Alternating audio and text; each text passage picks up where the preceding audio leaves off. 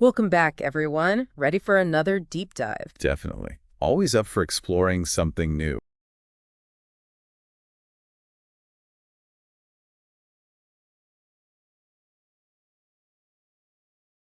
Well, today we're going to get into something that I think a lot of folks are curious about, making passive income Oh, yeah? with digital products, Hmm. specifically SVG and PNG files. Interesting. We've got a great blog post by Nubian Reese to guide us. They seem super passionate about this. Oh, cool. So are we talking like designing and then selling those files? Exactly. And what I really liked about Reese's post is that it's not just about the money, Okay. it's really about the love of art, you know? I can dig that.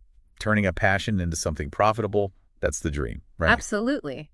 And Reese specifically mentions the empowerment that comes from creating something original from scratch. Ah, yeah, I get that. It's different than, say, just reselling designs you bought somewhere else. More control. Exactly. Okay, so then there's the whole passive income thing. Mm-hmm. The holy grail for a lot of folks. Right. Yeah. Design once, sell 1,000 times. But is it really that simple? Well, it definitely got its advantages. Digital products are super scalable, right? Right. No need to manufacture a physical product every time you make a sale. Huh. But passive doesn't mean no work, you know? Oh, for sure. Got to make the designs, market them, all that. Yep. And manage the whole business side, too. So Etsy versus a personal website, what's the deal with those? Reese mentions both. Etsy's great for getting started. Massive audience already there. Yeah. But you're kind of playing by their rules. Less control. Yeah, less control of your branding, things like that. A website's all you, but then you got to drive the traffic. Trade-offs everywhere. Okay, back to Reese for a sec. I love how they talk about the emotional reward. Oh, yeah. Like seeing their work out there, being used and loved. That's got to feel good. Kind of like your creativity is making a difference, right? Totally. Okay, before we go too deep, maybe we should clarify what exactly are these files, SVG and PNG? Right, good point. PNG, that's like your classic image file made of pixels. Great for photos, stuff with lots of colors. But the thing is, if you resize it too much, it gets all blurry. Makes sense. So that's where SVG comes in. Exactly. SVGs, they're based on math, not pixels. Math. Yeah, formulas, basically. So you can scale it up or down. All you want stays crisp. Logos, icons, that's where it shines. So depending on the project, you pick the right tool for the job? Yep. Now, to make these files, you're going to need some design software. There's free options like Inkscape, or if you're ready to invest, Adobe Illustrator is the industry standard. Lots of choices. Yeah. So, okay, you've got your software. What about the actual design process? Anything we should keep in mind? Definitely. One biggie is understanding color modes. Yeah. RGB versus CMYK. I've heard those terms, but... RGB, that's for screens, your computer, your phone. CMYK is for printing. If you design in the wrong mode, the colors can look totally off when you print it. Ah, so that's why sometimes things look different printed than they did on screen. Yep. So if you're making designs specifically for printing, stick with CMYK from the start. Avoid surprises later. Good to know. So file formats, color modes. What about compression? That always seems kind of mysterious. Right. Basically, it's shrinking the file size without totally trashing the quality. And why do we care about that? Smaller files mean faster downloads, easier sharing, all that good stuff. There's lossy and lossless compression, each with their pros and cons. Okay, break that down for me. Lossy, you lose some data, so the file's smaller, but you might sacrifice a bit of detail. Fine for photos, maybe not so much for a logo with sharp lines. Right, yeah. Lossless keeps all the data, so bigger file, but top quality. Gotcha.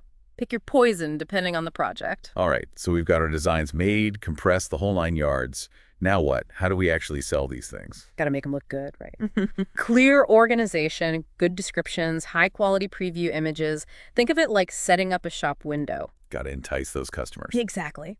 And don't forget keywords. What are people searching for when they want designs like yours? Ah, like SEO for digital products. Yep, exactly. And speaking of protecting your work, we should talk about copyright. Oh, yeah, that's important. Watermarking your designs is a good first step, and then you can look into officially registering your copyrights. Complicated stuff. I assume the laws are different everywhere, too. They are, so definitely do your research depending on where you're selling. So it's not just about being artsy. Got to have your business and legal ducks in a row, too. For sure. And with that, I think we're ready to dive into the nitty-gritty of pricing, payments, and all that fun stuff. All right, let's do it. All right, so let's tackle pricing. This is where art meets business, right? Yeah, for sure. Yeah. How do you even know what to charge for something you created? It's a balance, for sure. Got to research what other folks are selling similar stuff for. So, like, checking out Etsy. Exactly. Etsy, other marketplaces. Get a feel for the market. Okay. And I guess the complexity of the design matters. Absolutely. Simple icon set versus a super detailed illustration pack, those going to command different prices. Makes sense. But also, you're not just selling a file, right? You're selling the idea, the creativity behind it. You got it. The value it brings to the buyer. Okay, so you've got your price. How about getting paid? Yeah, that whole payment processing thing can be a little intimidating, honestly. It's not as bad as it seems. No. Platforms like Etsy, they handle it for you. Oh, right. If you have your own website, you can use PayPal, Stripe, stuff like that. Pretty easy to set up. So there are options. Good to know. What about customer service? I wouldn't think that's a big deal with digital products, but You'd be surprised. People still have questions. File formats, downloading issues, licensing, you name it. so you got to be ready to help folks out. Yep. Builds trust, keeps customers happy. It's all part of the experience. And happy customers leave good reviews. Yeah, absolutely. Word of mouth is gold, especially online. So we keep circling back to Reese's experience. What do you think it is about this whole thing that gets people so excited? Like Reese talks about this sense of empowerment, right? I think it's the freedom. Creative freedom and the control of running your own thing. Setting your own hours, all that. It's like you're not just an artist, you're an entrepreneur too. Exactly. You're calling the shots. But let's be real, it's not all sunshine and rainbows, right? No, there's got to be downsides. Well, standing out in a crowded market, that's a big one. Everyone and their grandma is selling digital designs these days. So you got to be good, and you got to be smart about marketing yourself. Yep. And things change so fast online. New platforms, new trends. So always got to be learning, adapting. Exactly. Embrace the chaos. So someone's listening to this thinking, I want to try this. What advice would you give them? What are the first steps? First, figure out what you love to create. What are you good at? Find your niche, basically. Yep. Then start playing around with different design software, see what feels right, browse Etsy, see what's selling. Get familiar with the landscape. Exactly. And don't be afraid to start small. Yeah. A few designs. Test the waters. Get feedback. Don't try to do everything at once. Right. And connect with other creators. Online communities, Facebook groups, all that. Find your people. It's a huge help, trust me. So we've got the creation part down. Let's talk about marketing. How do you actually get people to see your stuff? Yeah, the internet's a big place. Social media is your friend. Instagram, Pinterest, places where visuals shine. Show off those designs. Yep. And collaborate. Find other creators, businesses that align with your style. Do some cross-promotion. Expand your reach. Exactly. And don't forget email marketing. Build a list, send out newsletters, keep people engaged. Stay top of mind. Yep. And remember, marketing is ongoing. It's not a one-and-done thing. You got to stay consistent. Makes it part of your routine. Right. All right, I think we've covered a lot of ground here.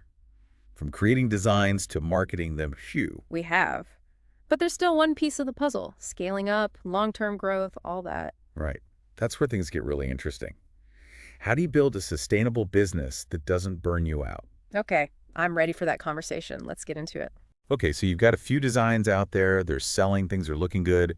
How do you take it to the next level? Yeah, how do you go from side hustle to something bigger? Well, first off, it's not just about making more designs. Okay. It's about thinking bigger, creating systems, strategies that help your business grow without you working yourself to death. Okay, so what does that look like in practice? One way is diversifying your products. You start with single SVG files. Maybe then you offer bundles, design templates, even custom design work. So you're giving people more options, more ways to engage with your work. Exactly. And then there's automation, tools that can help streamline your workflow. Like what? Oh, there's stuff for automating social media posts, setting up email sequences, even some design tasks. So you're freeing up your time to focus on the creative stuff. Yep. And as you grow, you might even consider outsourcing some tasks. Like customer service, bookkeeping, that kind of thing. Right. Things that aren't your core strengths. Lets you focus on what you do best. Smart. So scaling up is about working smarter, not harder. Exactly. Building a sustainable business that actually supports your life, not the other way around. And I imagine there are going to be bumps along the way. Oh, for sure. Growth isn't always a straight line.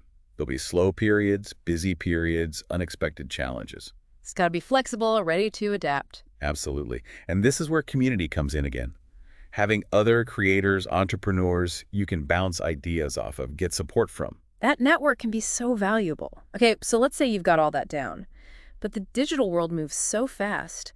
how do you keep up? How do you make sure your skills and your offerings stay relevant? Never stop learning. Yeah. Seriously. New design trends, software updates, marketing strategies, it's constant. So you got to stay curious, keep experimenting. Yep. Take online courses, go to workshops, follow other creators, just stay engaged. And don't be afraid to try new things, get feedback, refine your process. So it's not just about keeping up, it's about pushing yourself creatively too. Absolutely. The digital world rewards those who are willing to adapt and innovate. And remember, it's a journey, not a destination. Well said. I love that. Enjoy the process, connect with your audience, build something you're proud of. Great advice. Well, I think we've really covered it all, from the nuts and bolts of creating these files to the big picture of building a successful digital business. We've gone deep. Hopefully folks listening feel inspired, maybe even ready to give it a shot themselves. Exactly. Whether you're a seasoned pro or just starting out, there's a place for you in this world. The digital age is all about creativity, entrepreneurship, connecting with people who share your passions. And who knows, maybe someday we'll be deep diving into your success story. That's a wrap on this episode of The Deep Dive. Thanks for joining us.